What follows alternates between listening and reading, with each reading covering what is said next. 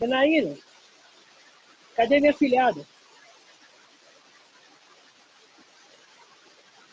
Ok, amor, Hein? só coloca coisa pela mostra aqui como é que grava aqui no computador. É, para Tá mostrar vendo como é que faz a desenho? gravação.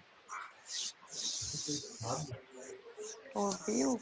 É que esse Tá computador é dormindo? diferente, ele faz sempre em inglês. Não, vendo desenho. Ah, vem desenho.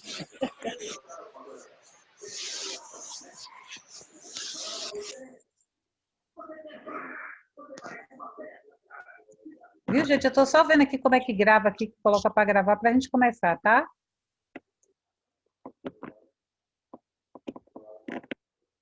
Só um minutinho. Na minha tela apareceu aqui Como é que gravando. coloca para gravar aqui, Kézia? Já tá Vê se já tá, gravando, não é não? porque tá tudo em inglês aqui, vê se já tá gravando. Tá gravando já. Oi, gente. Já? Ei, novo. Vou desligar, tá? Deixa Tá gravando. gravando já. É porque hoje eu não vou poder participar, gente, mas fica aí à vontade. Então já tá gravando, né? Prontinho, gente, beleza? Então vamos dar a introdução, né? Aí Gelson aparece aí e continua nos ajudando nessa parte, né? Porque já deixa eu ver que horas já são. Deixa eu ver aqui, que horas já são. Já é 8h14, né? Deu para dar uma esperada boa. Aí vamos então prosseguir, não é verdade?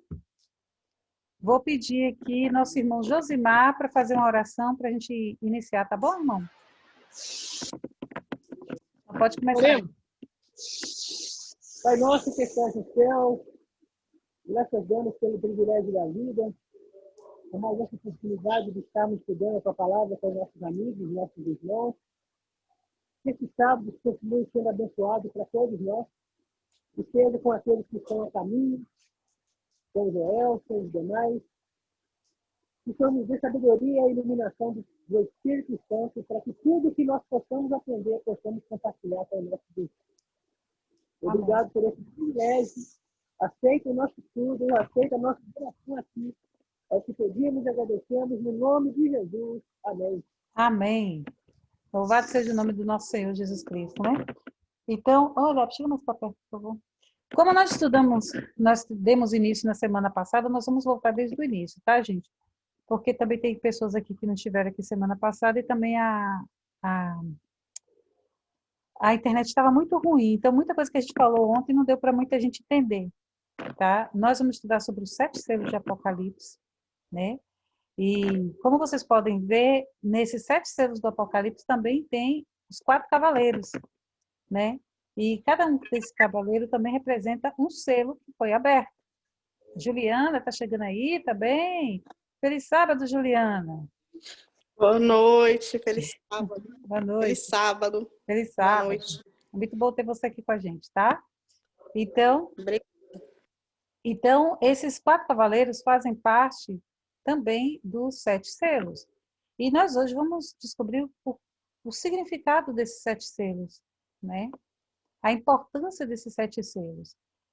O estudo dos 7 selos, ele faz um paralelo com o estudo das 7 igrejas. Você vai perceber que existe muita conexão entre o estudo dos 7 selos com as 7 igrejas, né? Os períodos das 7 igrejas. Nós já estudamos sobre as 7 igrejas, já sabemos o significado daquelas 7 igrejas, que representavam 7 períodos também. E ali falava sobre como estaria o estado da igreja de Deus naqueles períodos. Agora nós vamos ver também esse paralelo que é feito entre os 7 selos, né? E nós vamos ver não só o estado da igreja durante esses períodos, mas também como se encontrava, em que tempo se encontrava a igreja nesse período e os acontecimentos históricos que se aconteceram nesse período, entendeu? E como a profecia foi se cumprindo dentro desses períodos que a gente vai estar vendo, entendeu? Como a igreja de Deus se portou dentro de cada período e as coisas que a igreja teve que passar durante esses períodos. Será bastante interessante. Peço vocês que prestem bastante atenção e contribuam também, porque eu mandei vídeo, eu mandei o slide para o grupo. Esses materiais que a gente manda, é sempre bom vocês dar uma lida, assistida, porque vai ajudar muito vocês na hora da gente estar tomando esse estudo aqui, tá? e faz um bom complementamento, para mim não ficar sozinha aqui falando também, né? Tem mais alguém que chegou aí, gente? Deixa eu ver se chegou mais alguém aqui que eu não estou dando para ver. Joelso! Feliz sábado, Joelso. Feliz sábado, Cal. Feliz sábado a gente. Já chegou aí. Feliz sábado, amigos. Pronto. Para a gente não ficar aqui sozinho falando, né? Então é muito importante que a gente possa estar juntando informações, né? E estar falando sobre esse assunto que é muito importante. Então a gente vai fazer uma viagemzinha no passado, ver tudo o que aconteceu no passado, relacionando até os nossos dias de hoje, nesse estudo dos 7 selos. Então, peço a vocês que mantenham bastante atenção em cada coisa que será dita aqui. Agora eu vou passar a palavra para o nosso irmão Joelso para ele fazer a cumprimentação dele, aqui de início. Pode fazer, Joelso. Olha, eu acabei de entrar na live, você parou onde mesmo, hein? Eu estou fazendo a introdução aqui, dos 7 selos. Estou ainda na introdução, voltei tudo do início. Ah, tá ótimo. Ok. Um detalhe interessante com relação ao estudo dos 7 selos, eu acho que até semana passada a respeito desse tema, é que o livro de Apocalipse, falando de capítulos, a sequência de capítulos, eles não são continuidade, certo? O Apocalipse, tanto Apocalipse quanto Daniel, tem uma característica interessante que é a da repetição. Não é uma repetição monótona, mas de acréscimos de detalhes, um evento ou outro que não foi abordado em capítulos anteriores, mas que você consegue a abordagem do mesmo assunto lá na frente com mais riqueza de detalhes. Essa é uma característica impressionante da profecia, né? Porque assim, a profecia ela é um desdobramento ao longo do tempo. Hoje, por exemplo, se nós formos estudar sobre a questão das 7 igrejas, nós teremos muita coisa que faz parte do passado no tocante às 7 igrejas. Mas quando você chega, por exemplo, na igreja de Laodiceia, tem muita coisa que é atual, até porque o momento de agora é o momento de Laodiceia, né? Então, Exato. assim, a profecia, ela avança no tempo e o que impressiona é que você tem o passado, o presente e o futuro sempre mesclado nessa questão da profecia. Então, você nunca estará estudando temas ultrapassados, temas que não são relevantes, muito pelo contrário, até o que já aconteceu, até mesmo o aspecto histórico da profecia, ele tem relevância para o presente, porque como que você vai entender o presente, a sua identidade no momento, se não saber de onde você veio? Por isso a importância da história. Exato. E, graças a Deus, nós temos na nossa metodologia de estudo da profecia o método mais eficaz, que é exatamente o método historicista, né? Não há possibilidade de você estudar Apocalipse e Daniel com precisão, entendendo de forma ampla a visão profética, se não for pelo método historicista. Se for adotado outro método, certamente haverá distorções, e é tudo que Satanás quer, fazer com que as pessoas se percam com base no tempo profético. A Igreja Adventista, graças a Deus, além de ser privilegiada por sua origem, que não é origem humana, mas origem divina, ela também tem a metodologia mais eficaz e mais apropriada para o estudo da profecia. Então, finalizando aqui, o nosso tema de hoje, os 7 selos, por mais que já tenhamos estudado sobre as 7 igrejas, acho que estudamos as 7 últimas pragas, não tem nada a ver com essa parte dos 7 selos, mas estudamos sobre as 7 igrejas. E os 7 selos, eles são paralelos, é um tema parentético ao tema que nós já estudamos sobre as 7 igrejas. Depois nós temos as 7 trombetas, que são temas relacionados com os 2 primeiros já mencionados, né? 7 igrejas, 7 selos e 7 trombetas são estudos baseados no mesmo contexto, porém com acréscimo de detalhes, uma riqueza de informação que não foi abordado em temas anteriores, e à medida que fomos avançando no nosso estudo ligado a esses temas aí do triplo 7, certamente teremos aí a perfeição ligada àquilo que a gente precisa conhecer quanto ao relógio profético. Amém. Só, Obrigada, Jorge. Ah, só uma coisa que eu acho muito interessante também em relação à questão dos selos é que, assim, Deus sempre ele teve uma preocupação muito grande com a igreja dele, a tal ponto de mostrar toda a história, desde a fundação da primeira igreja até o último momento de vida aqui da Terra, de todos os cristãos, para que em nenhum momento nenhum cristão se perca no tempo.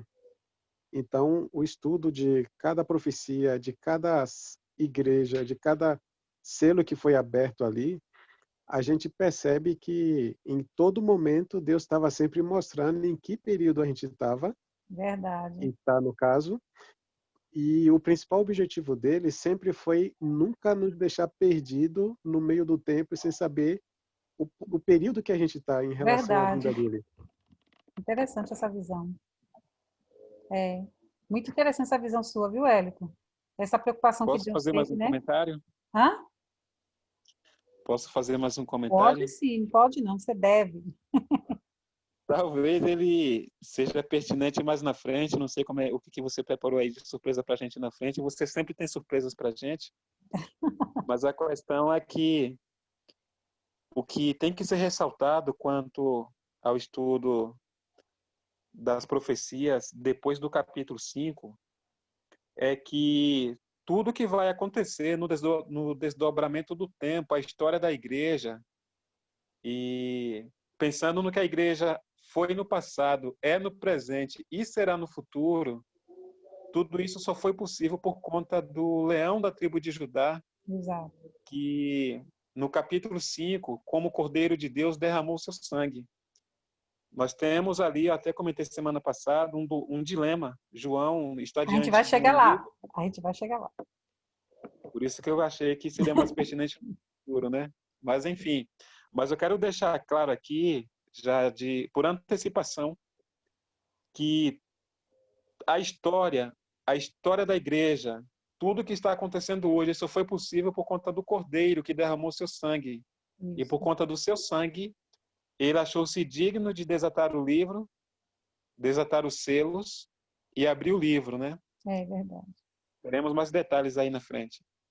É isso aí, gente. Presta bastante atenção no que Joelso e o Hélio falou, nessa importância de estudarmos essa profecia através do método historicista, porque existe uma outra interpretação futurista que para vocês vão ver que é completamente distorcida. Esse cavalo branco mesmo, eles já verem como um anticristo, já vê como um anticristo. E assim sucessivamente. Completamente distorcido. Então, nós vamos estar usando, nós temos um aparato histórico dentro da Bíblia que colabora com o entendimento que nós vamos estar passando para vocês, entendeu? E tudo bem fundamentado dentro da história. Não é uma coisa aleatória que surgiu da nossa cabeça e a gente está jogando como se fosse um fato verdade. É tudo bem comprovado dentro da história. E Deus nos deu essa oportunidade de poder estar comprovando isso. E isso ainda atesta mais ainda a veracidade da palavra de Deus. E isso é a parte importante. Então, por isso que é importante a gente estar estudando profecia. Porque a profecia, ela é nada mais, nada menos do que a comprovação da palavra de Deus. A veracidade de que esse livro, a Bíblia, ela é a palavra de Deus. E ela vem revelando coisas que aconteceu, estão acontecendo e acontecerá dentro da história, entendeu? O livro de Daniel mesmo é um exemplo disso. Mostrou coisas que aconteceriam muito antes e a gente tem visto acontecendo até os dias de hoje, do que foi dito lá no livro de Daniel, colaborando com o Apocalipse. E eu quero dar um feliz sábado também para o Neto, para o Robert, para a Gilmar, que chegaram aqui agora, né, para ajudar nesse debate. Então, eu vou passar aqui agora para a próxima slide. Alguém quer fazer mais algum comentário? Eu posso passar? Vou passar então, viu? Ninguém falou? Então, vamos lá. Gelson comentou muito bem sobre essa parte, né? Que falava em Apocalipse capítulo 5. O Apocalipse 5, Apocalipse apresenta um misterioso livro, fechado com 7 selos. E aí vem uma pergunta: digno és de tomar o livro e abrir-lhe o selo, porque foste morto. Primeiro a pergunta: quem é digno de abrir esse livro? Né? O Apocalipse apresenta um mistério. O misterioso livro e pergunta: quem é digno de abrir esse livro? Como o Joelson bem falou, João até chora sem saber quem poderia abrir esse livro. E aí Apocalipse 5 responde: digno és de tomar o livro e abrir-lhe os selos, porque foste morto e com teu sangue compraste para Deus os que procedem de toda tribo, língua, povos e nação. Ele fala que Jesus é que é digno de abrir esse livro. Por quê? Porque ele que foi morto e com o teu sangue compraste para Deus os que procedem de toda tribo, língua, povos e nações. Semana passada, Joel fez uma boa explanação sobre o porquê que Jesus que era digno de abrir esse livro. Então, eu vou pedir a ele que ele faça essa explanação novamente para que a gente possa compreender melhor por que Jesus é que era digno de abrir esse livro. Esse livro representava o quê? Porque só Jesus podia abrir. Porque só Jesus podia abrir esse livro. Quebrar esses 7 selos. Ok. Nós temos no capítulo 25 de Levítico um costume que havia no antigo Israel que nos ajuda a entender o que está acontecendo no capítulo 5 de Apocalipse. O capítulo 25 de Levítico, ele serve como pano de fundo, na verdade. Eu não vou me alongar nos detalhes, esse tema, ele é um tema que é muito profundo, então eu precisaria de mais tempo para explanar para vocês algumas características assim extremamente relevantes, mas por conta do tempo e espaço, eu procurarei ser breve aqui, tá? Enfim, o capítulo 25 de Levítico fala sobre o ano do jubileu. Falando grosso modo, o ano do jubileu era o ano da libertação, era o ano da restauração, vamos dizer assim. Por quê? Os israelitas ganharam suas terras em Israel, na terra de Canaã, e cada família ficou com uma porção de terra. Só que nem todos conseguiram administrar muito bem a porção que Deus lhe deu. E muitos deles tiveram que se venderem para outras famílias como escravos, outros venderam suas propriedades, e Deus ele já havia predito que caso algum israelita precisasse vender a sua terra, eles não poderiam vender perpetuamente, definitivamente. Havia 3 formas de resgatar a terra ou de resgatar a liberdade de um escravo. A primeira forma era através do pagamento. O pagamento poderia ser feito a partir do momento que o escravo ou a pessoa que vendeu a propriedade conseguisse valor suficiente para reaver sua terra de volta. Essa era a primeira forma. A segunda forma era um parente mais próximo se prontificar a pagar o preço da dívida e a família que houvesse vendido a sua propriedade a teria de volta. Um exemplo disso é a história de Ruth e de Boaz, né? Não vou entrar nos detalhes aqui, mas vocês podem estudar lá a história de Ruth e o capítulo 25 de Levítico, na parte que fala do ano do jubileu. Então, a terceira forma era, não havendo um parente mais próximo que se prontificasse a pagar a dívida, ou se a pessoa que empobreceu ao ponto de ter que vender a sua terra ou se tornar escrava, se ela não conseguisse dinheiro suficiente para comprar sua liberdade ou a sua terra de volta, só restava agora um único recurso. E esse recurso era o ano do jubileu, né? Independente da situação, independente da circunstância, o ano do jubileu cancelava, anulava todas as dívidas. Bem, o que isso tem a ver com o capítulo 5 de Apocalipse? Muito bem. Notem que na questão do jubileu nós temos ali moeda de troca, compra e venda, negociação, contratos eram feitos. Essa situação de Levítico, ela é tomada como um pano de fundo para o capítulo 5 de Apocalipse. No capítulo 5 de Apocalipse, o contexto real e imediato do que está acontecendo ali é o plano de redenção. E nesse contexto de plano de redenção, o que nós temos como um elemento que torna necessário esse pagamento de dívida lá no capítulo 5 de Apocalipse, é o fato de Deus ter criado o homem e dado à terra como o seu espaço de domínio, o seu principado, onde ele poderia administrar e gerenciar da forma como ele entendesse, abaixo de Deus, pela orientação de Deus, ser a melhor forma de administrar o planeta, né? E Adão, Deus né? fez tudo. Hã? Adão, né? Exato. Deus fez tudo de forma muito perfeita e entregou esse presente para Adão e Eva. E Uhum. como se não bastasse, ele criou algo ainda mais especial, o jardim do Éden. Isso. E ali os colocou, né? E o fato é que Eva, ela pecou, duvidando da palavra de Deus, quando provou do fruto, e Adão também fez a mesma coisa. Quando Adão fez isso, Adão vendeu, transferiu o seu principado para Satanás. Moralmente falando, Satanás não era digno de ser o representante legítimo da raça humana. Moralmente falando, não, porque ele mentiu, ele usurpou o principado de Adão. Só um parênteses aí. Então, quer dizer que quando Adão e Eva pecaram, Satanás se tornou o príncipe desse mundo no lugar de Adão, que seria o príncipe, né?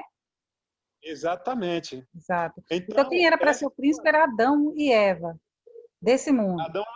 Adão era o príncipe desse mundo. O legítimo príncipe desse mundo. Deus criou o planeta e pôs essa função para Adão, deu essa função para Adão. Essa era a prerrogativa de Adão. Mas Aí a questão do plano Satanás de redenção venceu Adão e Eva e virou agora o príncipe desse mundo. virou o príncipe deste mundo. E o ser Então, humano virou o quê de Satanás? Súdito? escravo de Satanás. Paulo vai falar sobre isso no capítulo 7 de Romanos, né? Então, o que acontece? Há questões legais nessa questão do plano de redenção, e Deus, ele ficou, de certa forma, ligado, as ações de Deus, na verdade, ficaram atreladas a questões legais, de forma que, moralmente falando, Satanás não tinha por que ser príncipe, mas legalmente falando, sim, porque ele não obrigou Adão a fazer o que ele fez. Adão fez por livre escolha, a partir do seu livre-arbítrio, né?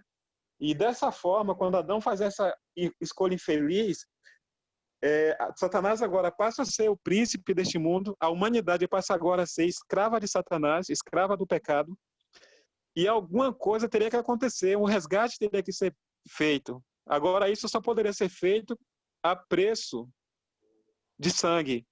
E Cristo se prontificou a fazer isso. Ou seja, na questão do jubileu, lá de Levítico,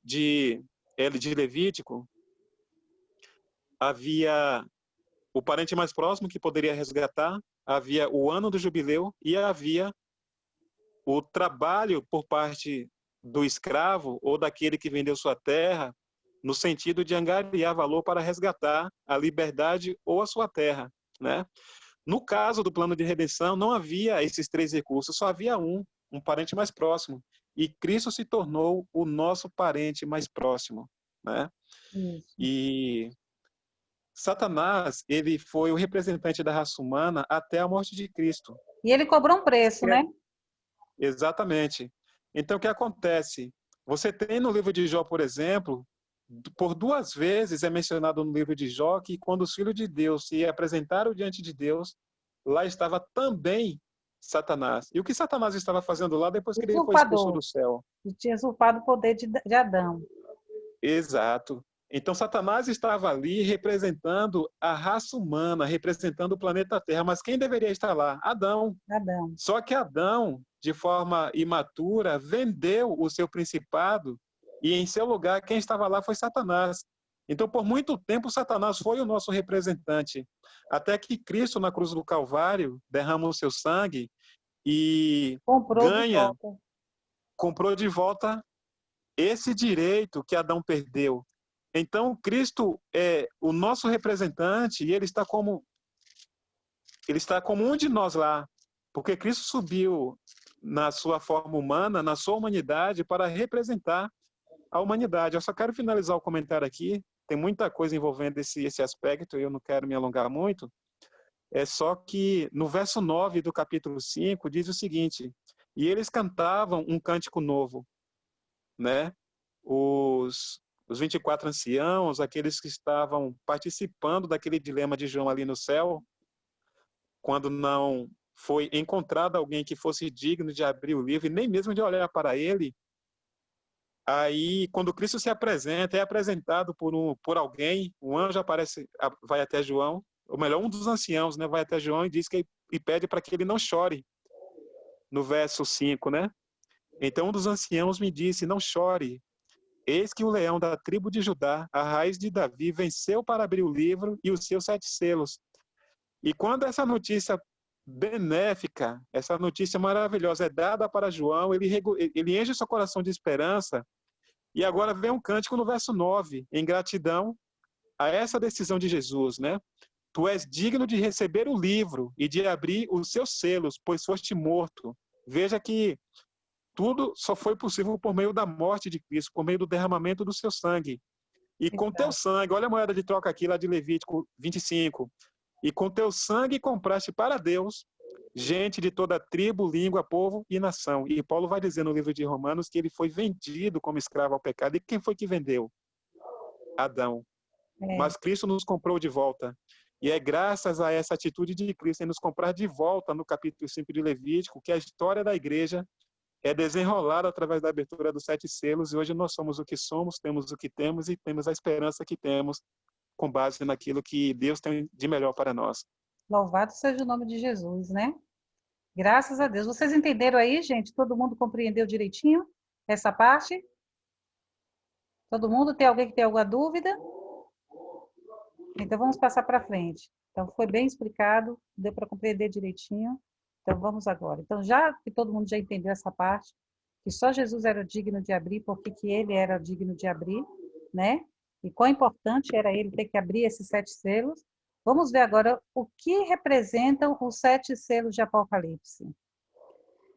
Os 7 selos de Apocalipse é evidente que são profecias básicas dos 7 períodos que a igreja viveria desde a fundação até a segunda vinda de Jesus, descrita na última parte do 6º selo. Então, o que são os 7 selos? São períodos em que a igreja de Deus viveria desde a fundação do Evangelho, começando lá no ano 31, quando Jesus é morto, até a segunda vinda de Jesus Cristo. Então, Cristo abriria esses selos e ele mostraria todos esses períodos em que a igreja viveria. E como o Hélito falou bem lá no início, é interessante demais a gente saber disso, porque quando a gente começa a estudar, a gente consegue se enxergar em que época nós estamos aqui, no que período é o nosso período. E nesse estudo, nós vamos entender em qual período nós estamos. Quando a gente estudou as 7 igrejas, a gente percebeu que a gente estava no período da 7ª igreja. Não foi? Só que quando a gente vai estudar aqui agora, os 7 selos, nós vamos ter a impressão que nós estamos em um outro período, num período diferente das 7 igrejas, embora seja o mesmo. Entendeu? Porque assim, lá nós estávamos na 7ª, a gente vai descobrir que a gente está no 6º selo. Tá? Mas que vai dar o mesmo período, praticamente. O mesmo período. Cláudia. Oi, quem está falando? É a Janaína. O slide não está passando, não.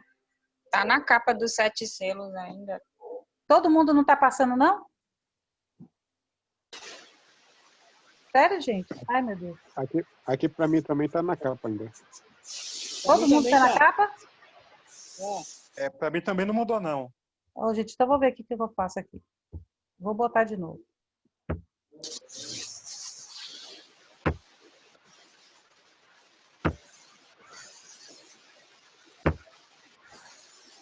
Vou tentar colocar de novo.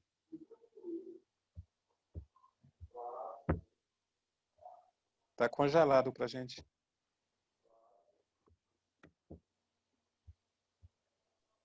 Pronto, passou. Passou agora? Passou. Mudou aí, voltou aí. Mudou? Passou já. Passou. Agora aí onde está a pergunta. Quem representa os 7 selos? Pronto. Então, eu nem me lembro mais onde que eu estava aqui agora falando. Então, são esses períodos. Então, nós vamos ver a diferença desses períodos agora. Vamos começar a estudar no primeiro selo que foi aberto. Ao lado, vocês podem ver, são 4 cavaleiros, né? Os primeiros 4 selos vão mostrar 4 cavaleiros do Apocalipse. E nós vamos entender o significado desses 4 cavaleiros dentro desse selo, né? Cada cavaleiro corresponde a um selo. E nós vamos entender que período corresponde a cada um desses cavaleiros. E por que que eles são caracterizados dessa forma. Antes disso, nós vamos ver aqui a linha do tempo, né, mostrando os anos correspondentes, né, a cada selo. Vocês estão vendo aí? Está no slide aí, vocês estão observando? A linha do tempo? Está todo mundo vendo a linha do tempo aí, gente? Me dá um ok aí. Sim. Então, pronto. Posso fazer um adendo aqui? Pode falar. Estou informando aqui para os amigos que, como o tema ele é um pouco extenso, nós iremos estudar até o 3º ou talvez o 4º selo, tá bom? E semana que vem a gente dá continuidade. Vamos estudar de 2 fases, tá? Porque como o tema é grande, aí a gente estuda uma parte essa semana e outra parte sexta-feira que vem, beleza? A bateria está na metade já. Que misericórdia. Então, vamos lá. Tem alguém que está parado aí. O Breno está parado aí, ó. Congelou a imagem dele. Vamos lá. Aqui nessa linha do tempo, nós vemos o período que corresponde a cada selo. No primeiro selo, nós vemos o período que corresponde do ano 31 até o ano 100. No segundo selo, corresponde ao ano 100 até o ano 313 depois de Cristo. No terceiro selo, corresponde ao ano 313 até o ano 538 depois de Cristo. No quarto selo, corresponde ao ano 538 a 1517 depois de Cristo. No quinto selo, corresponde ao ano 1517 até o ano 1755 depois de Cristo. E no sexto selo, começa em 1755.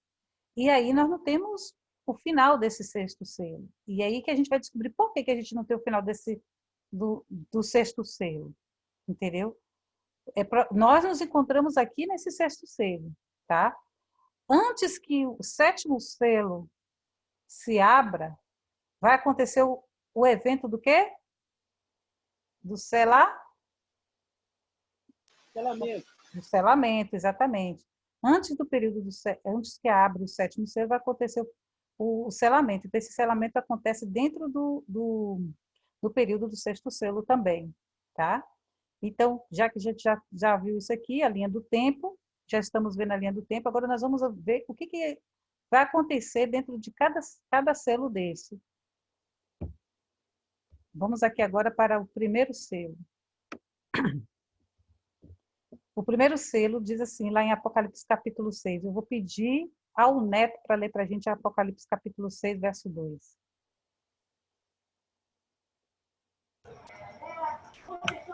Pronto, liberou aqui. Vi então, e eis um cavalo branco, e seu cavaleiro com arco, e foi-lhe dada uma coroa, e ele saiu vencendo para vencer. Pronto, Neto. Ô, Neto, diz pra gente o que representa esse primeiro selo, esse primeiro cavaleiro branco, sentado no cavalo branco. Eu acredito, como ele faz referência às 7 igrejas, eu acho que seria a igreja de Éfeso, né? A igreja imaculada, sem mancha, né? A igreja santa. Eu acho que representa esse momento, que é a igreja vencedora, né? Uhum. Que ela veio para vencer. Exato. Isso mesmo, representa a primeira igreja, né? Representa o tempo em que a igreja primitiva, né? Ela é considerada uma igreja vitoriosa. Aqui diz que havia mais de cerca de 6 milhões de cristãos convertidos naquela época. Era uma multidão de pessoas, né? Pureza e fidelidade da Bíblia, eles levavam a Bíblia em alta consideração. Olha a característica das pessoas daquela época, da primeira igreja. Aqui diz, primeiro selo, ano 31 até o ano 100. Sem dinheiro, os crentes derrotavam o poderio das riquezas ao seu redor. Sem escolas, eles confundiam os letrados rabis. Sem poder político ou social, mostravam-se mais fortes que o sinédrio. Não tendo sacerdócio, desafiavam os sacerdotes e o templo. Sem um soldado sequer, eram mais poderosos que as legiões romanas. E foi assim que eles ficaram a cruz acima da águia romana. E foi assim que eles fincaram a cruz acima da águia romana, derrubaram a águia romana, né? O povo de Deus crescia, multiplicava, né? Ia tomando uma proporção muito grande, né? E a Bíblia diz que foi um período glorioso, chama isso de um período glorioso, um período que a igreja estava triunfando vitoriosamente. E os homens eram pessoas simples, né? Não tinham dinheiro, não eram letrados, né? Não eram gabaritados, não tinham altas posições, mas mesmo assim o evangelho ia crescendo, de vento e polpa. O evangelho ia avançando. Então, esse primeiro cavalo representa esse período da história da Igreja de Deus.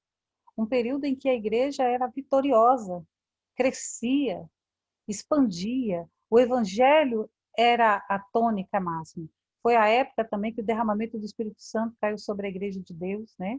E a chuva temporã caiu sobre o povo de Deus e deu a eles né, todas as coisas que eles precisavam para poder avançar na mensagem do Evangelho. Mas alguém quer fazer algum comentário sobre essa primeira parte? Sim. Então, bora lá. Como o Neto bem colocou aí, esse primeiro selo está, de fato, relacionado com a igreja primitiva.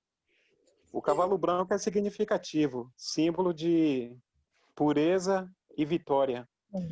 Pureza e vitória foram as marcas distintivas da igreja primitiva, porque essa igreja foi a igreja composta pelos apóstolos, aqueles que foram contemporâneos de Jesus, testemunharam os milagres de Jesus, eles foram coadjuvantes no ministério de Cristo, e essa igreja foi a igreja que estava blindada contra as heresias. Não significa que não havia heresias, pelo contrário, havia muitas heresias, mas os líderes da igreja, os apóstolos, estavam preparados para combatê-las a todas, né?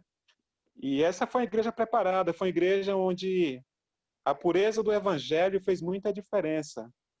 Só para vocês terem ideia quanto o crescimento da igreja naquele momento, só a igreja de Roma era constituída de nada menos que 50 mil cristãos.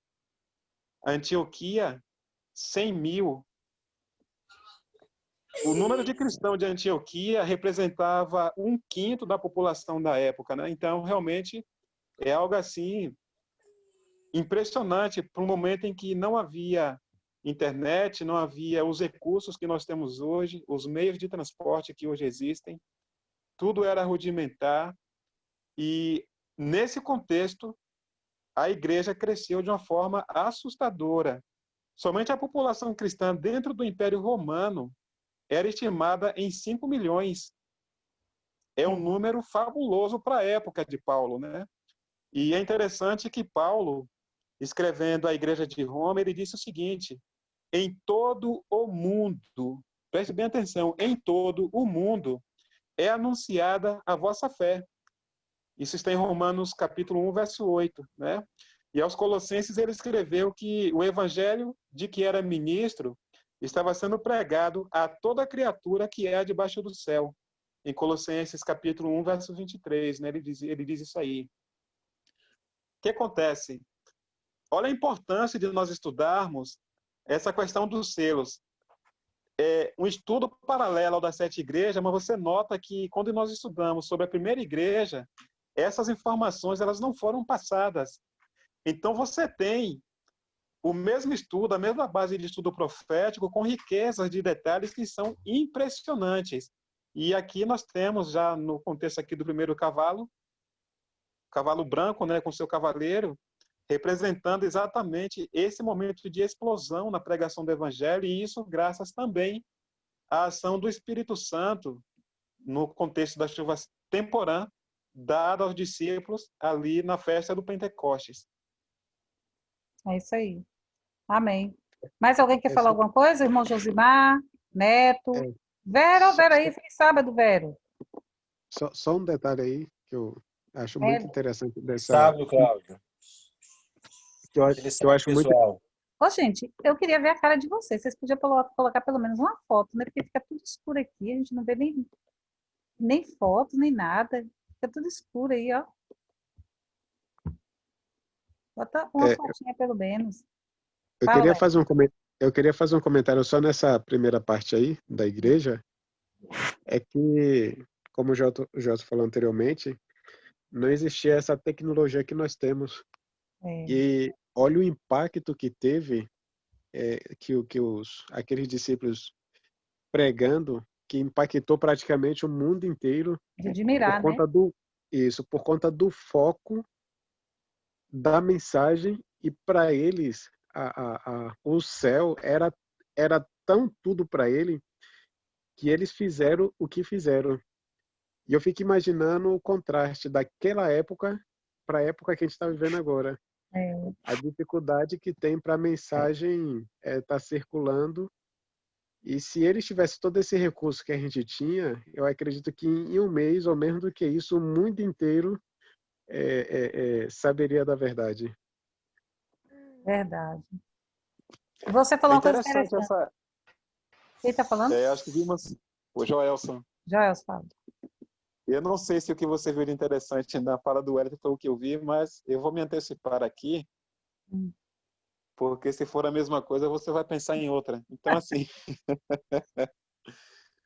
ele falou algo que me chamou a atenção aqui enquanto eu o ouvia, que se os discípulos tivessem na época da igreja primitiva os recursos que nós temos hoje, a pregação do evangelho seria bem mais rápida.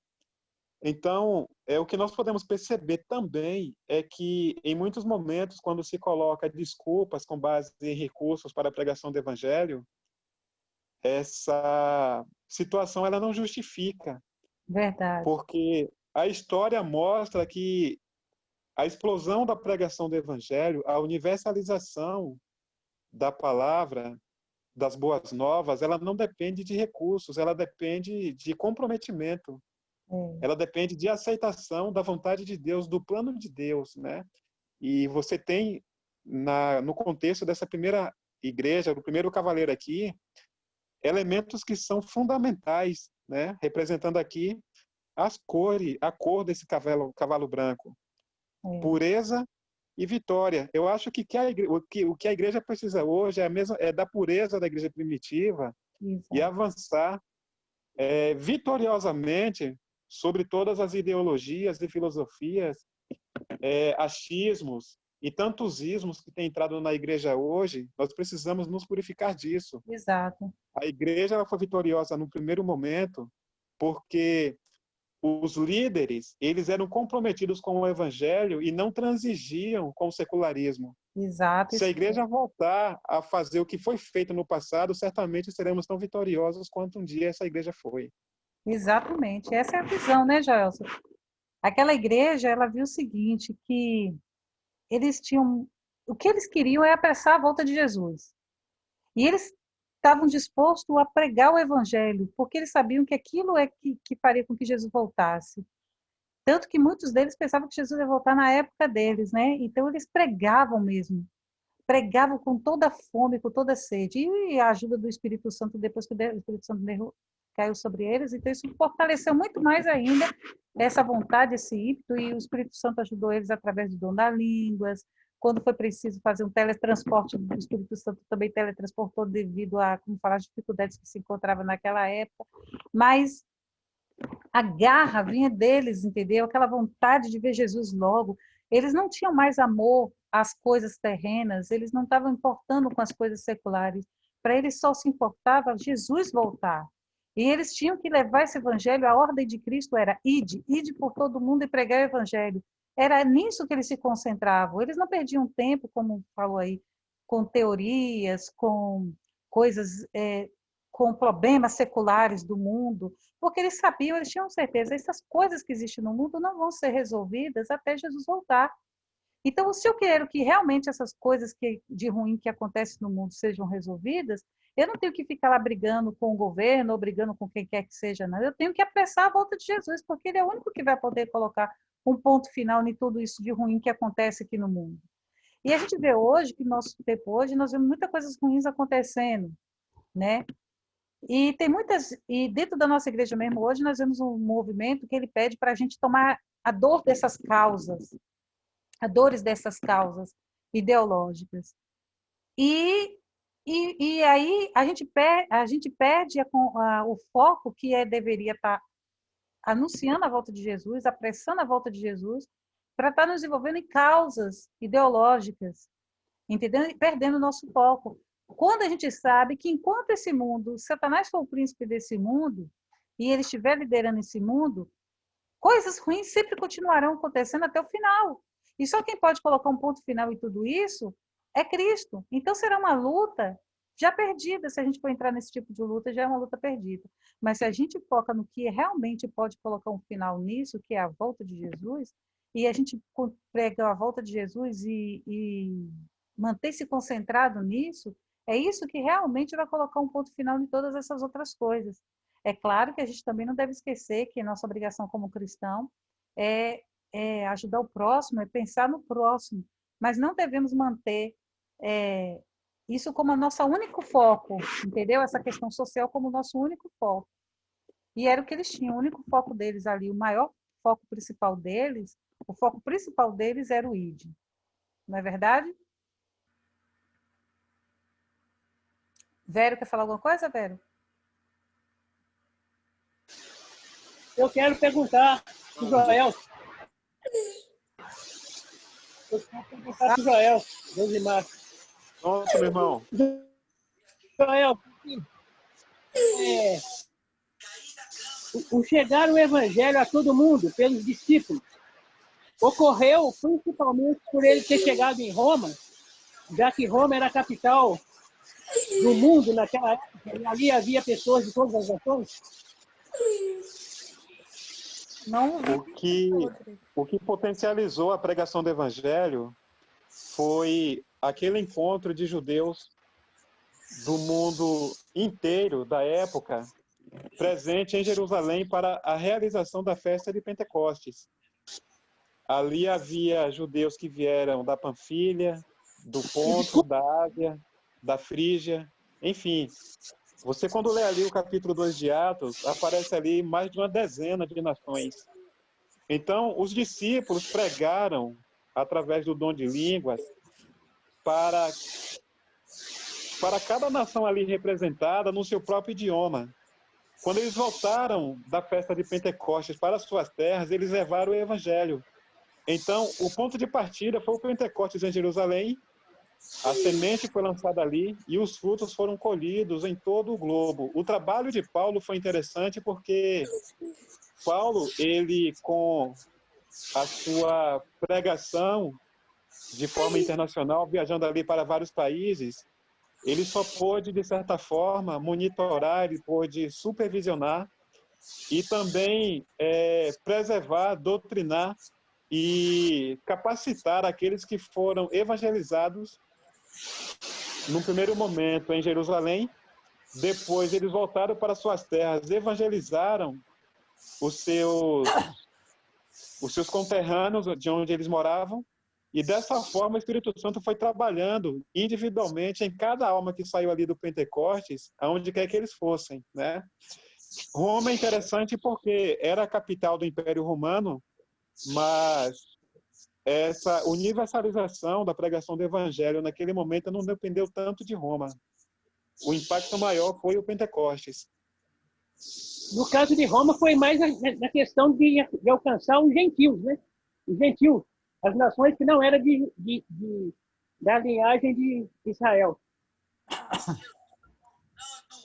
A Igreja de Roma, ela teve o seu papel no tocante à pregação do Evangelho, mas o Evangelho em Roma, ele não foi o fator determinante para a universalização da pregação do Evangelho, né? A Igreja de Roma, na verdade, ela no futuro, ela passou a trazer mais problemas que bênção para a Igreja. É tanto que de Roma veio a Igreja estatal, veio aí o filho da iniquidade, o homem do pecado, e hoje nós temos o que temos no tocante à Babilônia espiritual, em virtude das ideologias que entraram na Igreja através da Igreja de Roma, né? Uma igreja que se apostatou. Mas teve o seu papel enquanto igreja comprometida com o Evangelho, mas, lamentavelmente, essa pureza não durou muito tempo. É isso aí. Beleza. Vero, você queria falar alguma coisa? Estava falando sobre naquele comentário que você fez lá, Cláudio, você, né, falando aí essa questão de que a igreja hoje precisa de pessoas comprometidas, como no passado, né? Nós vimos que isso é uma realidade, né? Mas nós sabemos que isso na igreja como um todo, pelo menos eu acho, nunca vai acontecer. A igreja como um todo, ela nunca vai estar avalancada como aquilo que seria o ideal e que é o que Deus espera que sejamos, né? Por que eu falo isso? Porque assim, meus irmãos, quando eu estava lendo aquele livro O Grande Conflito, eu vi lá uma frase lá no início do capítulo ali, Lutero, um homem para seu tempo. Por que eu estou me referindo a isso? Porque, apesar dos milhares de cristãos que existiam na época de Lutero, ele foi o homem para seu tempo. Entendeu?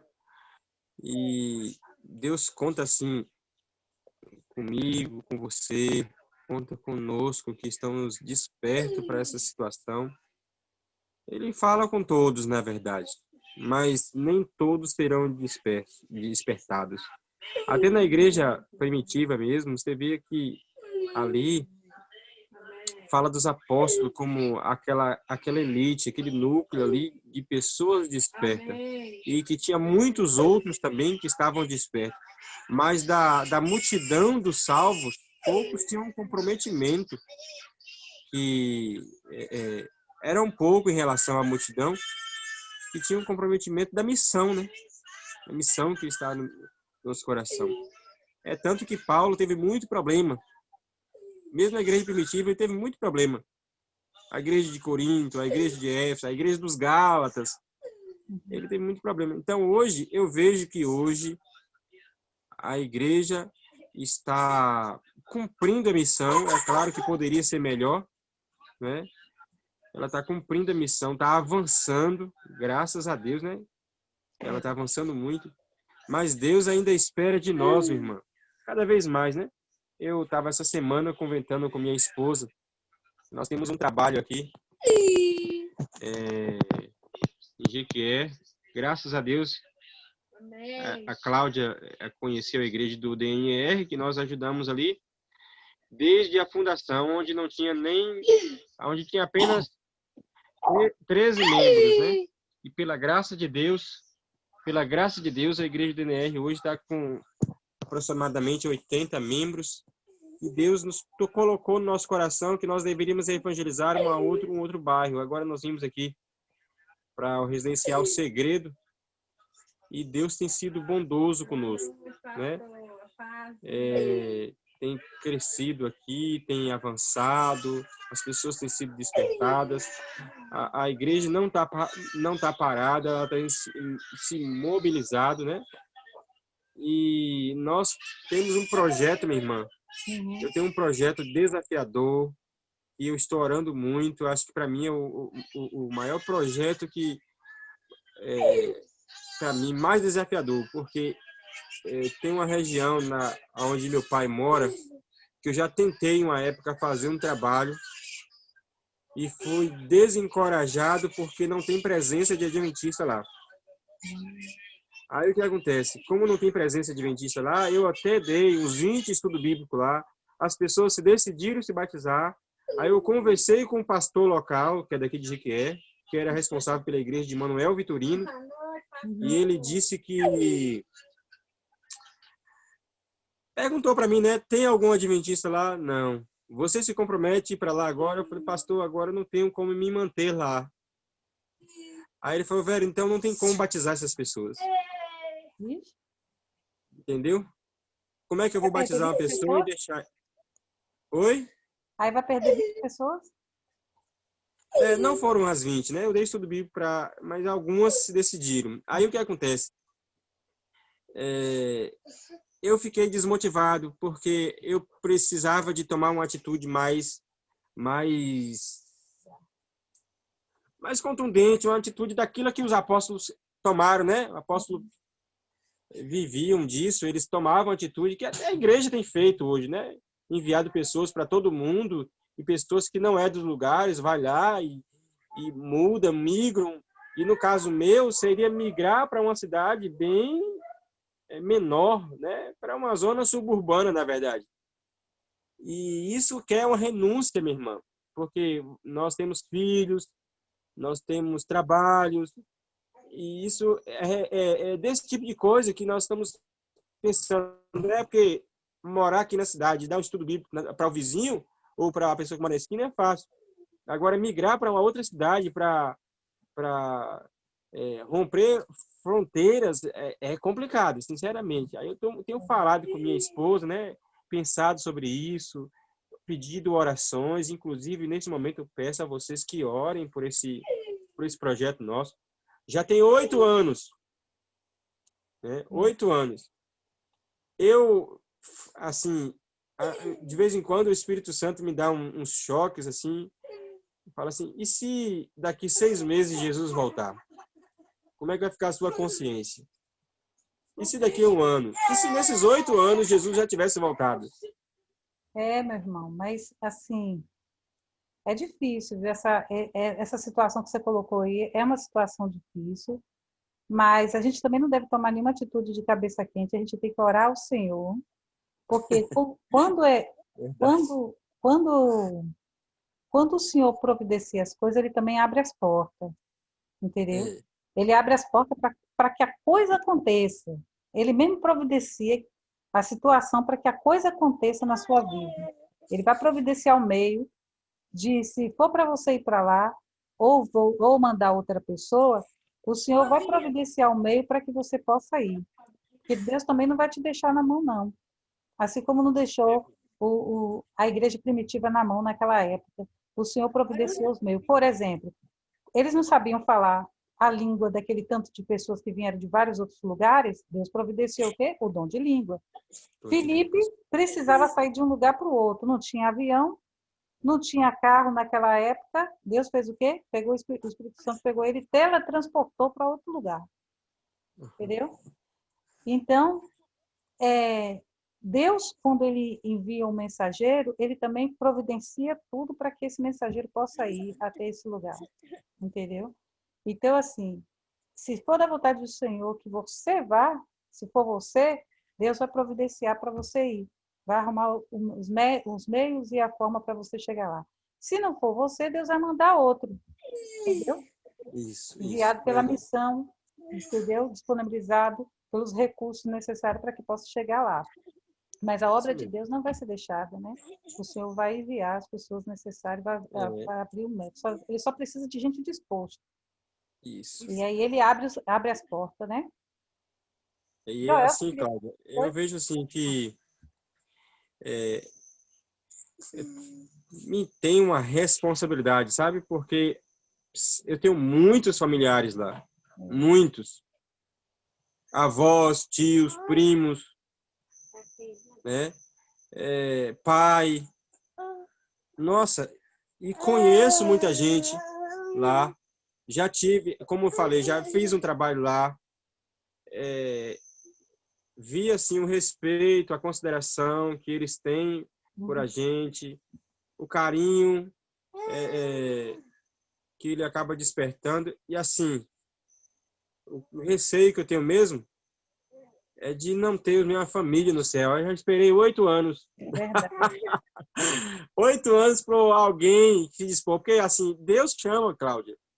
E eu creio que Deus me chamou, sabe? Uhum. Eu Então, agora creio ele que vai providenciar o meio de você poder ir. Isso, Agora, assim, agora isso aí que eu tenho que entender. Porque, na verdade, ele providencia, mas até o ser humano entender por onde é o caminho, o que se deve fazer para não atropelar, né, os planos de Deus. É algo realmente... Então, eu quero pedir para vocês, orem nas suas orações, orem por esse propósito, porque é uma cidade que tem assim, aumentado a criminalidade, os homossexuais, lésbicas, têm crescido demais. E assim, os homicídios. Então, tem sido algo que as pessoas entregam aos vícios, aos prazeres mundanos. Nossa, é um horror. E o evangelho vem para modificar, né? Então, que Deus nos ajude aí. Amém. Ricamente. Joelson, queria falar alguma coisa, Joelson? Você está mais levantado? Pode avançar. Pode avançar? Então vamos para o segundo selo, viu, gente? O segundo selo. Vou pedir aqui o irmão Breno. Você ainda está aí, Breno? Eu vou pegar mais no pé de que não está com a imagem aqui, porque para me ver se estão todo mundo aqui. Juliana, você está aí, Juliana? Eu estou sim, eu estou só acertando uma webcam aqui. Eu estou ouvindo alguém com a voz de fundo aí, mas não sei quem é. Quem falou aí? É Breno. Breno? Ele está consertando a webcam, ele falou. Oi? Ah, tá bom. Então vamos aqui para... Ah, Breno está aí, né? Breno, você quer ler aqui para a gente, Breno, sobre o segundo selo, por favor?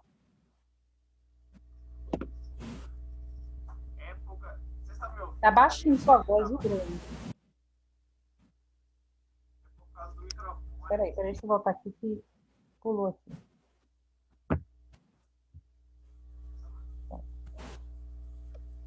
Já está lendo aí? Pula para outro porque meu microfone está ruim. Vou mandar outra pessoa aqui. Juliana. Juliana, você se encontra por aí, Juliana? Juliana? Não, Juliana deixou o celular ligado e saiu. Vamos pedir aqui a... Janaína Lebem, Janaína. Janaína, por favor, você pode ler aqui para a gente, Janaína? Posso sim. Abertura do segundo selo.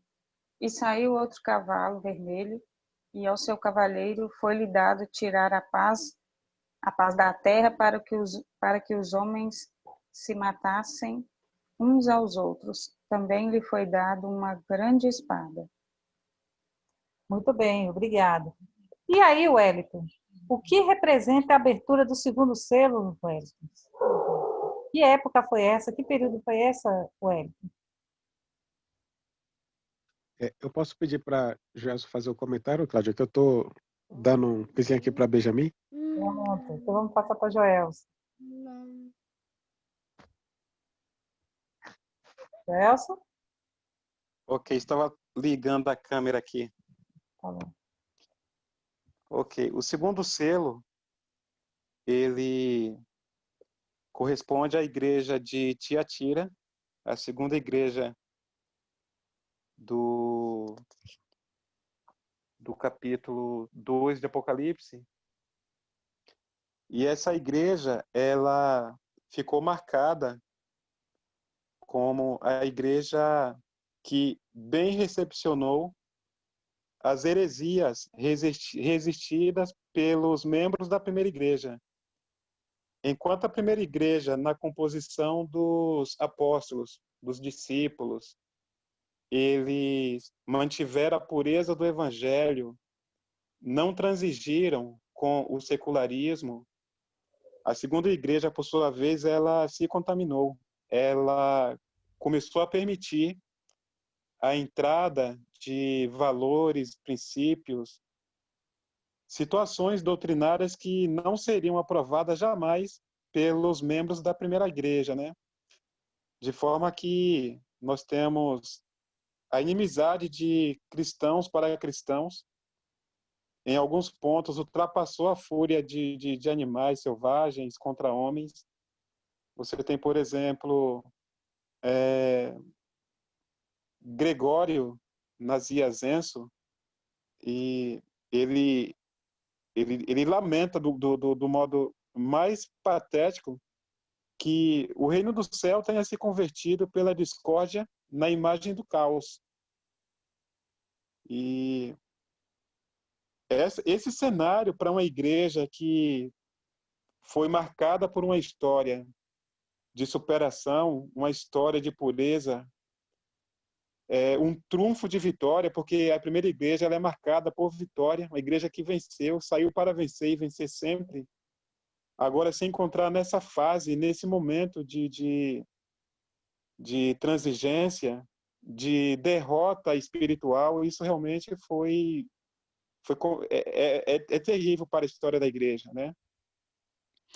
Mas a gente pode também entender, Cláudia, com relação a esse momento, que esse cavalo vermelho, ele é símbolo de sangue,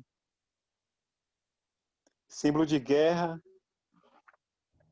e foi exatamente isso que aconteceu na igreja, né? A perseguição ela foi desencadeada contra a igreja, e nesse contexto de apostasia, a igreja perseguida, a igreja pressionada pelas forças do mal, pelas forças seculares, as filosofias mundanas e o satanismo, a igreja que durante um século e meio aproximadamente resistiu a esses embates, agora nesse momento, na fase da segunda igreja, ou do segundo cavalo, ela se torna contaminada por ambições mundanas e por competições, que a sua situação podia ser simbolizada por esse cavalo vermelho, exatamente esse cavalo vermelho, né? Como o pecado e o eu.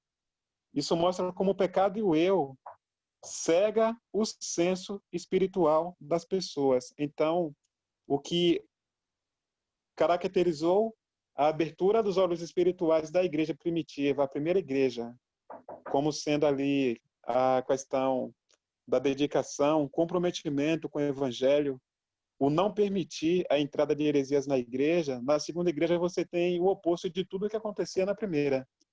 E essa situação da segunda igreja, ela é o desencadeamento de uma escala em decadência ao longo de todos os outros cavaleiros, né? A gente fala da igreja aqui misturando com cavaleiros porque nós estamos estudando exatamente sobre a mesma coisa, né? Os 7 cavaleiros são as 7 fases da igreja. Então, por isso eu fico fazendo essa mesclagem aqui. E a segunda igreja, lamentavelmente, ela é a porta de entrada para a decadência, que representa o oposto do crescimento e a ascendência da primeira igreja. Exatamente. E eu vou fazer Pode falar. Só mais um detalhe aqui.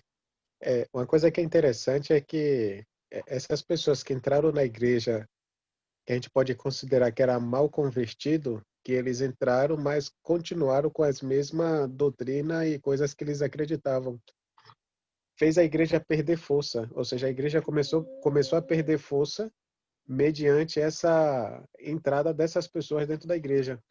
O que me chama a atenção é que, assim, em cada fase, em cada selo, em cada situação da igreja, quando a gente para pensar nossa igreja hoje, às vezes acontecem situações parecidas. Parece que se repete algumas situações. Às vezes entra a pessoa meio que mal convertida e acaba influenciando muito o andamento da igreja. Isso é ruim. Exato. É verdade. Pode falar. Eu não sei quem comentou aqui que não deu para poder ver, mas aqui no Eventos Finais, na página 168, fala assim, inclusive para aquele irmão que estava dando testemunho dele, Fala assim: temos esperança de ver toda a igreja reavivada? Tal tempo nunca chegará, porque há na igreja pessoas não convertidas e que não se unirão em fervorosa oração. É isso aí, Entendeu? verdade.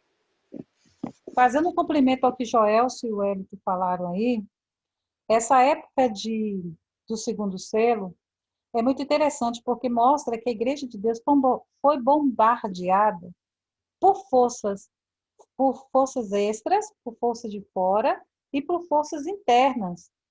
Lá, Paulo, no livro de Atos, capítulo 20, verso 9, Paulo diz assim: porque eu sei isto, que depois da minha partida entrarão no meio de vós lobos cruéis, que não perdoarão o rebanho. Quando Paulo está falando depois da minha partida, ele estava querendo dizer depois da minha morte. Depois que eu partir, introduzirão no meio de vocês lobos devoradores, lobos cruéis, né? E eles não perdoarão o rebanho. E exatamente nessa época aí, surgiram dentro do meio da Igreja de Deus, como vocês viram, muitos gregos, romanos e gentios que começaram a ser introduzidos e eles não tinham abandonado velhos hábitos. E um deles, muito bem conhecido, depois se vocês quiserem fazer uma pesquisa, vocês podem fazer, sobre Inácio de Antioquia.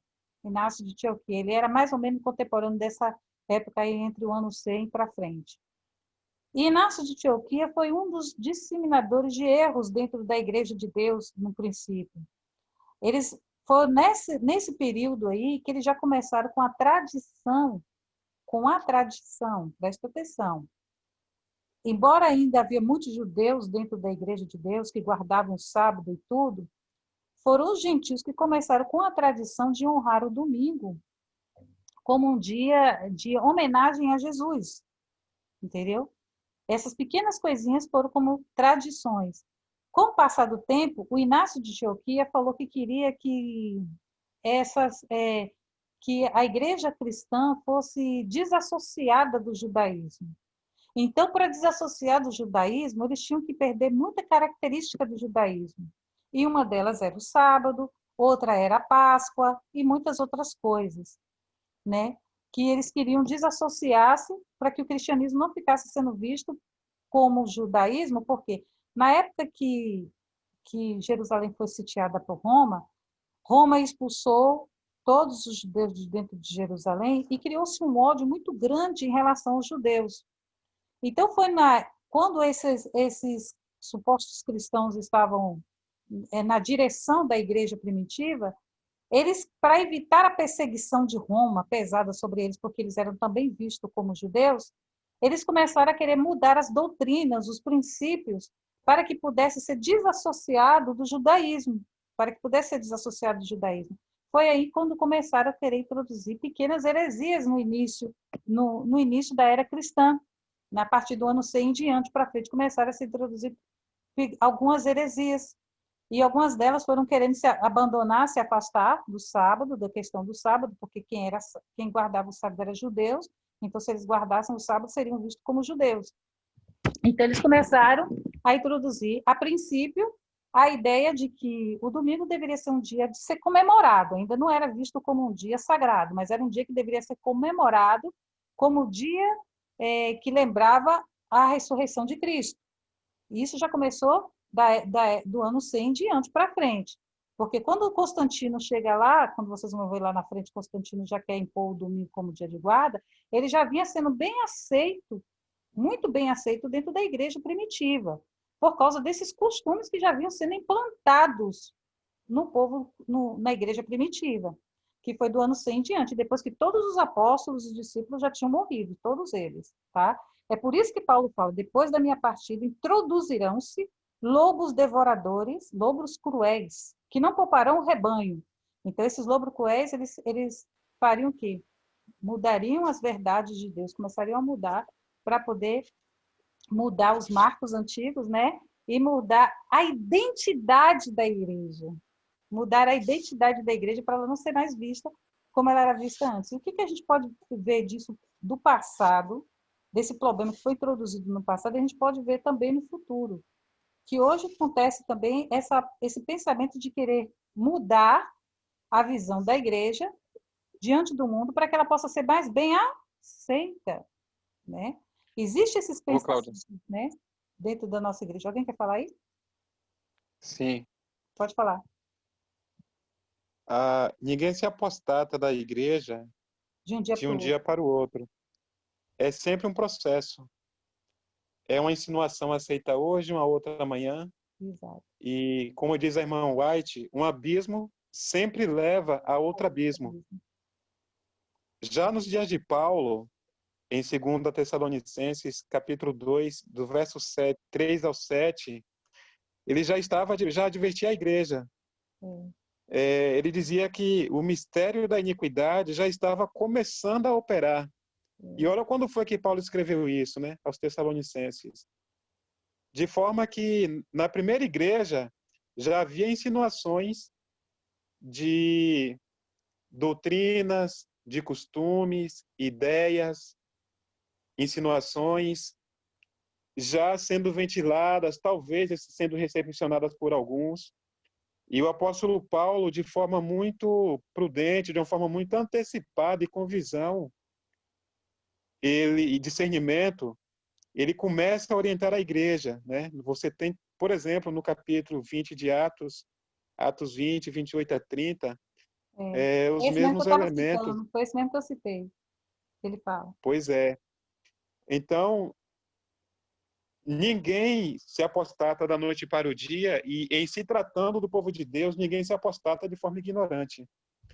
Então, não haverá justificativa por eu não sabia, eu desconhecia, né? E essa situação de uma igreja que se torna decadente e vai mais longe no seu abismo, mergulha mais fundo no seu abismo, parece que desenha um futuro sem perspectiva, sem esperança. Parece que, olhando o nosso quadro hoje, a igreja ela teve um momento de reforma, de reavivamento, ali no começo do século XIX, com o movimento milerita.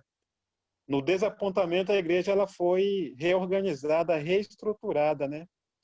Mas, lamentavelmente, nós estamos, mais uma vez, vendo elementos do mundanismo entrando na igreja, né? As características da igreja reformada, ela começa a se perder com a modernidade, as inovações culturais, enfim, tantas outras coisas. E olhando esse cenário, parece que não há muita perspectiva de futuro, não há muita perspectiva de pureza na igreja, de uma restauração, uma revisão doutrinária. Não diria revisão doutrinária, porque doutrinas não são revisadas, mas um comprometimento mais estreito com doutrinas e princípios que não mudam, né? Exato.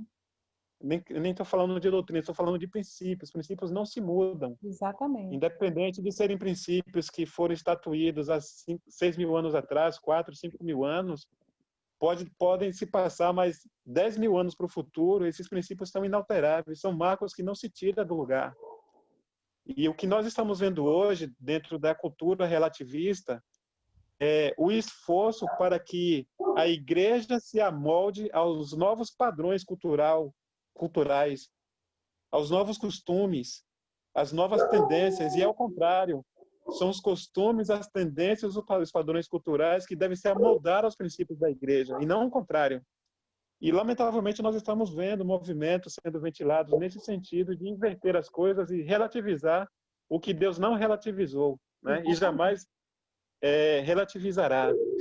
E a irmã White, ela pinta um quadro futuro baseado naquilo que muitas vezes para nós não tem esperança. E ela diz o seguinte, por exemplo, em Eventos Finais, na página 180, ela diz o seguinte: logo o povo de Deus será provado por ardentes provas, e a grande proporção dos que agora permanecem, genuínos e verdadeiros, demonstrar-se-á metal vil. Ela diz também em Serviço Cristão, página 49, a palha como nuvem será levada pelo vento, mesmo de lugares onde só vemos ricos campos de trigo. Ela está falando aqui da sacudidura, né? Haverá um peneiramento. E ela vai ser mais enfática em Testemunhos Seletos, na página 479.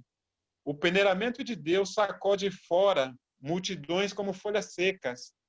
Então, note que o que parece ser uma escalada para o fundo do abismo sem volta, na verdade não é. Deus ele vai tomar o controle da igreja.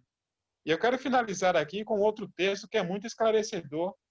Talvez para quem já perdeu a esperança, não vê perspectiva de mudança na igreja, em Mensagens Escolhidas, na página, volume 2, página 380. Ela diz o seguinte: a igreja talvez pareça como prestes a cair, mas não cairá. Ela permanece, ao passo que os pecadores de Sião serão lançados fora na sacudidura. A palha separada do trigo precioso é separada do trigo precioso. Verdade. Amém. É esse um transe terrível. Não obstante, importa que tenha lugar. Amém. Então, não adianta relativizar as coisas, trazer modernidade. Eu não sou contra a modernidade, penso que deva haver modernidade, mas sem comprometimento de princípios que estão inalteráveis. E essa semana e semana repassada, eu fiquei muito feliz, porque eu já estava vendo que essa onda progressista, que fica falando em favor do aborto, em favor do homossexualismo dentro da igreja, de aceitação dessas situações dentro da igreja, que vocês ficariam admirados das pessoas que defendem esse tipo de coisa. São pessoas, não estou falando de irmãos leigos, não, estou falando de gente de alto patamar. E aí eu fiquei muito feliz porque há muito tempo eu não via os líderes da nossa igreja se manifestarem, né? Ficavam quietinhos por tudo isso, vendo essa onda crescendo, essa onda principalmente entre os jovens universitários, essa turma grande, assim, crescendo, essa onda muito crescendo, e ficavam quietinhos. Mas glória a Deus que o Espírito Santo está despertando, porque eu já vi essa semana Ayrton Kuller, o pastor Odaí, o pastor Rodrigo Silva, o Michelson Borges, que a gente já viu que ele é uma das vozes que sempre se levanta para poder estar falando sobre isso.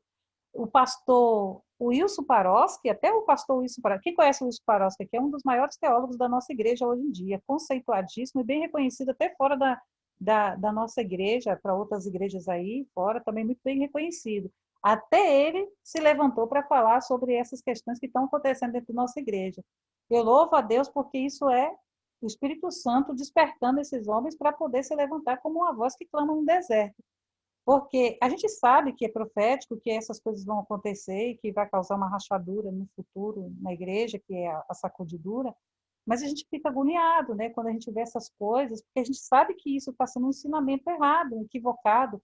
E o problema é que essas pessoas são eloquentes, falam muito bem, misturam a verdade com a mentira, que, se possível, enganaria até os escolhidos. Quem não tivesse bem estudado ali na Bíblia é capaz de seduzir-se pela mensagem, porque ela é bem, entendeu? Bem basada, assim, dentro do erro, né? É bem basada. É que nem Satanás chegou para Jesus e falou assim, olha, está escrito, pula desse lugar aqui que está escrito, que aos teus anjos dará ordem para que te guarde. Ele usou a Bíblia, né? E realmente está escrito isso na Bíblia. E Jesus contrastou ele com o que a palavra diz também, mas também está escrito, no Senhor teu Deus não tentarás, né? Então a gente tem que entender que o inimigo, quando ele vem com as mentiras dele, ele vai misturar essas mentiras com verdades, entendeu? Ele não vai vir com a mentira, só a mentira, porque a mentira é facilmente desmascarada. A mentira é facilmente desmascarada. Então ele mescla a mentira com verdade, de forma que confunda a mente, parecendo que é sucinto esse argumento e nos leve a um emaranhado. Por isso, hoje mais do que nunca, nós devemos estar pedindo a orientação do Espírito Santo e estudando o que a gente está fazendo aqui, estudando a palavra de Deus para que não sejamos pegos em arapuca, né? Porque eles são realmente eloquentes, eles falam muito bem. Tem um dom da fala, né? Mais alguém quer comentar alguma coisa sobre esse período? Irmão Josimar? Eu quero comentar um pouquinho, irmão. Mas pode deixar irmão Josimar comentar. Comenta primeiro, irmão.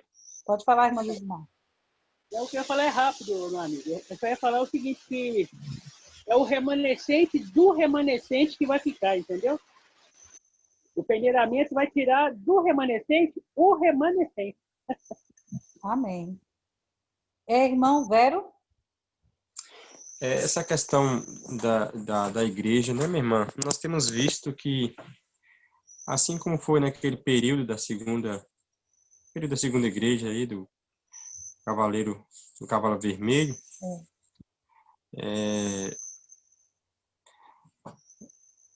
a igreja tem sofrido isso também aqui. A igreja adventista, né? No mesmo nosso tempo, nós temos visto que muitos movimentos têm saído da igreja. Estava lendo aqui agora na Bíblia mesmo, fala que aqueles que se declaram judeus e não são, e que são, na verdade, sinagoga de Satanás.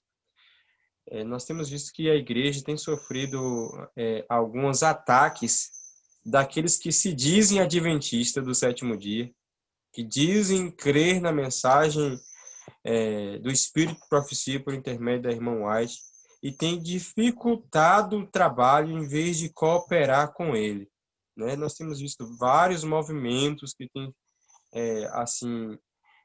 suscitado no seio da igreja, tem trazido até mesmo dificuldade para os pastores, para lidar com essas situações onde poderia estar se lidando com situações de pregar o evangelho, de avançar o progresso. Tudo para atrasar a obra, né? O inimigo levanta essas criaturas para atrasar o progresso da obra. Aqui, como estava escrito aqui, ó, criando discórdia, discussões e controvérsias, né? Isso. Pegando assuntos que já estão batidos, falando igual o irmão Joelso comentou aí, princípios não se mudam. Eles querem mudar princípios, né? Querendo inventar uma nova doutrina. O movimento do joelho, da oração de joelho, é o Espírito Santo, que é Deus e que não é Deus, é o dízimo, é a oferta, é tantos outros tipos de movimentos assim, tão absurdos. E isso parece que é uma história que se repete, é uma das armadilhas de Satanás, é uma dos argumentos dele, dos instrumentos dele, é usar essas pessoas, como você falou, Cláudio, pessoas que têm um potencial tão grande para avançar a obra. Um potencial tão grande. Esse pessoal mesmo lá, que aconteceu na segunda igreja, era um pessoal que tinha um potencial muito grande, tanto financeiro como psicológico, também com a posição assim, social, eles tinham uma posição muito grande. Eles poderiam cooperar para que a mensagem pura e verdadeira chegasse a mais pessoas, mas eles estavam, infelizmente, embebecidos pelo um pensamento errôneo, como o próprio João fala, sinagoga de Satanás, né? Então, eles estavam sendo instrumento nas mãos do diabo para atrasar o progresso da mensagem. Exatamente. Então, a igreja estava sendo bombardeada por fora pelo Império Romano, que perseguia e jogava os cristãos verdadeiros nas arenas, e estava sendo bombardeada por dentro pelas mensagens equivocadas que faziam com que as pessoas... ia minando ela por dentro, né? Começou a minar ela por dentro. Né? Já estava introduzindo pequenos erros e minando ela por dentro. Então, esse período mostra em que situação a Igreja de Deus se encontrava naquele momento, né? Era uma época de perseguição, era uma época de derramamento de sangue, e era uma época que a igreja passava por muitos conflitos, discussões e controvérsias teológicas, né, dentro do seu próprio seio. Mas eu vejo assim que quem vai dificultar as coisas para a gente nos últimos dias serão nossos próprios patrícios, né? Nós vemos aí que a imagem da besta é o cristianismo. Então, aquele que poderia cooperar conosco para uma mensagem pura e verdadeira vão ser aqueles que vão extinguir o poder legislativo, o poder político, o poder, né, secular, a perseguir o cristianismo, perseguir aquelas pessoas que estão buscando trazer uma mensagem pura e verdadeira para o mundo, que vai dignificar, né, que vai transmitir um caráter, saudável para a população, nós vimos que hoje a igreja tem interesses, não é só de evangelizar, mas tem interesse de transformar as pessoas em bons cidadãos, né? Em pessoas melhores, em pessoas cheias do poder do Espírito Santo, mas infelizmente serão os nossos próprios patrícios, nossos próprios irmãos em Cristo Jesus, que estarão assim, instigando a perseguição na igreja do Senhor. E isso é muito triste, em saber de que tem pessoas que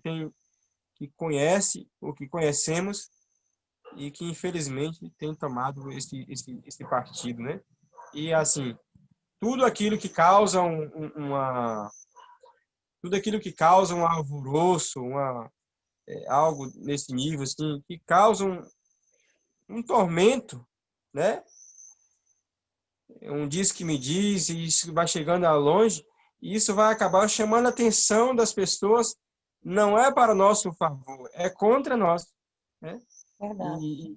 E isso ajuda a gente mesmo ter um pensamento de que a igreja do Senhor, aquilo que a irmã White fala, apesar de ser falha, apesar de ser débil, apesar de se aparentemente aparecer, né, débil, falha, Deus tem guiado essa igreja.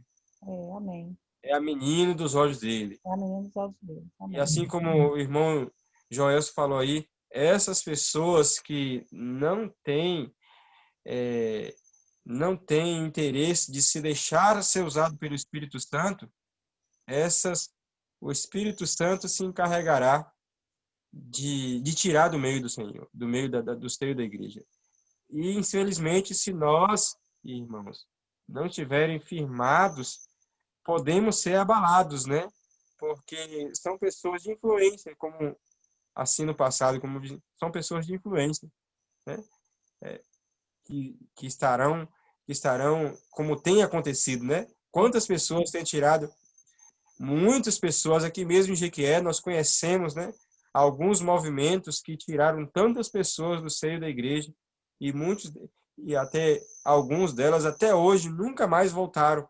Tem pessoas, minha irmã, que não aceitam nem sequer dirigir uma oração com a gente, porque não aceita mais. Porque Pequenas sacudiduras já estão acontecendo, então. Nós vimos que ao longo do tempo vai acontecendo as sacudiduras, Cláudia. E nós devemos isso aí. tomar... Eu vou te falar uma coisa assim, enquanto eles saem de dentro da igreja, é menos mal. O problema é que quando ficam introduzidos dentro da igreja, disseminando erros e confusões e criando atritos. Aí já é um problema maior, porque tem uma abrangência maior. Isso mesmo, isso mesmo. Vamos passar agora para... Tem mais alguma coisa para falar, velho? Não, tranquilo. Então, vamos... Cláudia? Joelson. Quero só deixar o pessoal à vontade com relação ao estudo, porque o nosso tempo de estudo das sextas-feiras já estourou. O tema realmente está muito rico, está muito bem dinâmico, graças a Deus, mas já estouramos o nosso tempo. E só por sugestão, 2%. vocês... Oi? Minha bateria está com 2%, vai acabar a qualquer momento. Pois é. Então, vocês acham interessante darmos continuidade semana que vem ou estudamos pelo menos o terceiro selo? Eu acho que se formos estudar o terceiro... Vamos para a votação aí. Neto, Neto, você quer que a gente pare aqui agora no estudo do resto da próxima semana? Ou vamos para o terceiro selo e terminamos no terceiro selo? Eu acharia melhor para a próxima semana, Cláudio, para a gente não fazer esse terceiro selo muito reduzido, até por conta do horário, tentar, porque já que está tão rico, seria mais interessante a gente continuar na próxima semana. Beleza. Não ter essa pressa, então. Beleza. Wellington. Próxima semana, acho que fica melhor. Sim, agora o Wellington. Podemos deixar então para a próxima semana? Pra gente... Próxima semana. Então, todo mundo, Josafá, Janaína, tá bem? Então, Então, pronto, Gelson, voltou. Próxima semana a gente termina esse assunto. Pois, ok. A gente consegue aproveitar melhor, a mente vai estar mais Meu assunto receptiva, né? não acaba não, hein? Hã? O assunto tá tão rico que eu acho que semana que vem não acaba também, não. Se a gente for avançar aqui, o aproveitamento vai ser muito inferior ao que seria se descansarmos e dermos continuidade semana que vem. A gente pode até fazer isso, sabe o que que é? Às vezes tem alguns temas que são muito grandes, a gente pode dividi-los assim. Fica até melhor para a gente poder aproveitar mais e não precisa estudar durante um tempo muito grande, né? Vocês podem Exatamente. fazer também, tá? Gente, então, vamos encerrar por aqui. Terminamos no segundo selo. Semana que vem a gente continua no terceiro selo, tá bom? Foi um prazer estar com todos vocês aqui esta noite, falando maravilhosamente esse assunto, que é rico, tem muita coisa aí para frente, tá? Gente, eu mandei uns vídeos para vocês lá no grupo de escatologia sobre esse assunto do sete selos. Não deixe de assistir, não, tá? Jorge, se tiver mais alguma coisa para mandar lá, você manda, tá, Jorge, pro pessoal? Cada texto melhor Eu assisti lá. Hã? Parabéns, Eu assisti lá. Parabéns pelo quê? Pelos vídeos que você mandou, foram ótimos. Beleza. Então assistam lá, tá, gente? Para vocês também estar ajudando a gente aqui. Pesquisem aí mais também, tá? Tem muito assunto, tem muita coisa aí boa para a gente poder estar aprendendo. A gente está dividindo aqui uns com os outros, tá bom? E aí, agora a gente vai terminar aqui agora com uma oração. E a gente pede quem? Antes da oração, Cláudia. Antes da oração, o Neto fez um comentário aí, a gente não entendeu. Qual foi, João, Neto? Eu? Não, eu só falei que eu assisti os vídeos. Ah, tá, ok. Falou o quê? Não entendi. Só falei que eu tinha assistido os vídeos. Ah, legal. Tá bom. Tá bom. Então, Neto, quer orar, Neto? Pode ser? Então, por favor. Ora aí pra gente. Vamos lá. Senhor nosso Deus, nosso Pai, nosso coração sente de gratidão, Senhor, por essa rica oportunidade de aprendermos mais do Senhor, de ter esse estudo maravilhoso, esse momento, Senhor, para aprender mais de Ti. Toma os nossos entendimentos, Senhor, não só podemos aprender mais de Ti, mas para colocar em prática, para que possamos estar, Senhor, cada dia mais sendo usado pelo Senhor, como instrumento da mão do Senhor. Fica conosco, nos dá um ótimo sábado. Guarda cada um aqui por família representada, Senhor. Nos dê, cuide de nós, Senhor. Nos vai nos abençoando, cada dia mais nos incentivando, Senhor, a aprender mais e mais de Ti. É o que nós te pedimos e te agradecemos em nome de Jesus. Amém. Amém. Gente, feliz sábado para todos vocês. Uma boa noite. Feliz sábado. Obrigado por tudo, viu, gente? Tchau. Tchau. Até semana que vem. Até semana que vem. Com Deus. E lembre-se de orar por mim, viu? Orar pelo nosso projeto missionário. Tá certo. Vamos orar sim, velho. Estaremos orando, velho. E ore por nós também. Tá ok, estaremos orando. Como é que liga também. Valeu, meu irmão. Josimar, gosto muito das suas orações lá no grupo, viu? Deus seja louvado. Valeu. Tchau, tchau. Tchau, pessoal. Tchau, Fernanda. Fernanda chegou para o final. Tchau, Fernanda. Chegou pro final, Fernanda. Tchau.